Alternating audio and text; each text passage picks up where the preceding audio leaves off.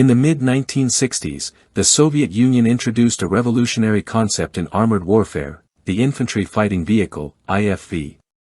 This idea culminated in the adoption of the BMP-1 in 1966, a vehicle designed to combine the troop transport capabilities of an armored personnel carrier with the firepower of a light tank. Unlike conventional APCs of the time, which prioritized protection over armament, the BMP-1 offered a platform capable of both carrying infantry and engaging enemy forces, changing the landscape of mechanized combat. Its design was widely influential, exported to over 40 Soviet-aligned nations and inherited by successor states after the Soviet Union's dissolution in 1991. Thousands were produced, and many remained operational well into the 21st century. However, battlefield experience revealed notable limitations that ultimately led to the development of the BMP-2. The term BMP originates from the Russian Boyevaya Mashina Pekati, which translates to infantry combat vehicle. The conceptual foundation of the IFV was to provide a vehicle that allowed mechanized forces to move rapidly across the battlefield, offered armored protection for infantry, and delivered substantial firepower. The BMP-1 achieved these goals in theory, but early combat deployments highlighted vulnerabilities inherent in its design. The BMP-1 first saw combat when Arab forces used it against Israel during the 1973 Yom Kippur War. In this context, the vehicle's armor proved inadequate against heavy machine guns and artillery, leading to significant losses. Later, during the Soviet-Afghan War, the BMP-1 faced a vastly different set of challenges: rugged, mountainous terrain, extreme temperatures, and guerrilla tactics. Here, rocket-propelled grenades, RPGs, proved particularly effective, exploiting weaknesses in the vehicle's armor. Armament limitations were another critical issue. The BMP-1 featured a 73mm low-pressure cannon and a first-generation wire-guided anti-tank missile known as the AT-3 Sagar. While innovative at the time, these weapons quickly became outdated. The 73mm gun was imprecise at extended ranges, and the Sagar missile required the operator to expose themselves above the turret while guiding it, increasing vulnerability. Internally, the commander was positioned directly behind the driver, which not only reduced situational awareness but also created a deadly single-hit risk. A projectile penetrating the front could incapacitate both crew members simultaneously. Passenger seating arrangements also contributed to danger, as benches were installed around fuel tanks and ammunition storage, leaving occupants highly vulnerable in combat scenarios. Recognizing these deficiencies, Soviet engineers initiated an interim upgrade, the BMP-1P, but it soon became clear that a more comprehensive solution was necessary. This led to the development of the BMP-2, with work beginning in 1972. The new vehicle entered service in 1980, incorporating a series of improvements in both survivability and combat effectiveness while retaining the essential IFV concept. Structurally, the BMP-2 featured a widened and slightly shortened hull, allowing for a redesigned internal layout.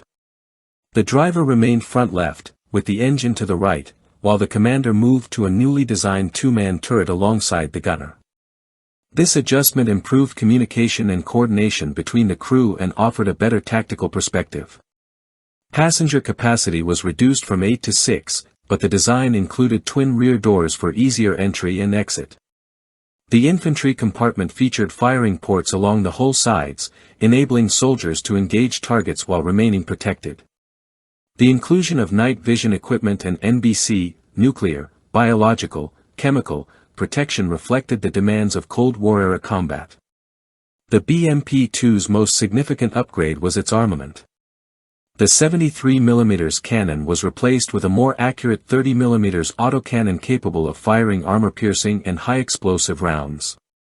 A coaxial 7.62mm machine gun provided anti-infantry support, while a roof-mounted launcher accommodated second-generation anti-tank missiles, including the AT-4 Spigot and AT-5 Spandrel, replacing the older Sagar system. These enhancements enabled the BMP-2 to engage a wider array of targets, including light armored vehicles, fortified positions, and low-flying aircraft. Turret traverse was a full 360 degrees, with elevation angles up to plus 75 degrees, giving the gunner greater flexibility during combat. Mobility remained a core strength. The BMP-2 retained full amphibious capabilities, using its tracks for propulsion in water after deploying a trim vane and activating bilge pumps. The 6 double-tired, rubber-lined road wheels, front drive sprocket, rear idler, and track return rollers allowed reliable cross-country performance, while a 300 horsepower diesel engine provided speeds up to 40 miles per hour and a range of approximately 380 miles on roads. Its tracked configuration enabled access to terrain that would be impassable for wheeled vehicles, making it suitable for the rapid maneuver warfare emphasized in Soviet doctrine. Combat history demonstrated the BMP-2's effectiveness. The vehicle participated in the Soviet-Afghan War, the Iran-Iraq War, the Gulf War of 1991, the Chechen conflicts, the 2001 invasion of Afghanistan, and the 2003 Iraq War. It also appeared in the 2008 South Ossetian conflict and ongoing engagements in Syria. Serial production reportedly ranged from 26,000 to 35,000 units, with the Kurgamashavad factory in Kurgan, Russia, serving as the primary manufacturer. India maintains a large fleet of approximately 1,500 vehicles, while Israel adapted captured examples for desert operations with locally produced power packs and transmissions. Across Asia, the Middle East, and Africa, former Soviet allies and aligned states remain key operators. Armor improvements were implemented over time. Early BMP-2s had a maximum thickness of 33 mm along the frontal arc, but later models could be fitted with applique armor to enhance protection against RPGs and other anti-armor threats. Smoke grenade launchers and internal engine-based smoke systems provided additional survivability in combat. These upgrades reflected lessons learned from the BMP-1's battlefield vulnerabilities and the changing nature of modern warfare. The evolutionary path of Soviet IFVs did not end with the BMP-2. The BMP-3, introduced in 1990, incorporated a more powerful 100 mm rifled main gun paired with a 30 mm autocannon, dual machine guns, and a 500 horsepower engine. While production and adoption of the BMP-3 did not reach the scale of its predecessors, it continues to serve in multiple countries, preserving the lineage of Soviet mechanized warfare innovation. Overall, the development of the BMP series represents a continuous refinement of the IFV concept.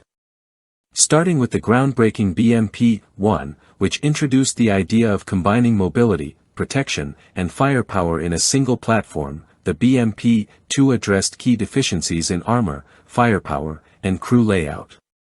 Subsequent designs, including the BMP-3, built on this foundation to offer improved lethality and survivability, ensuring that Soviet and post-Soviet forces retained a competitive mechanized capability for decades.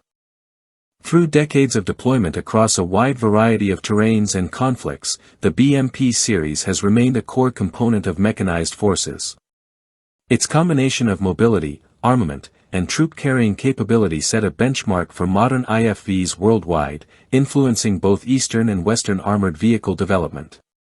Even today, the legacy of these vehicles endures, as modern armies continue to rely on their lessons in design, protection, and battlefield effectiveness.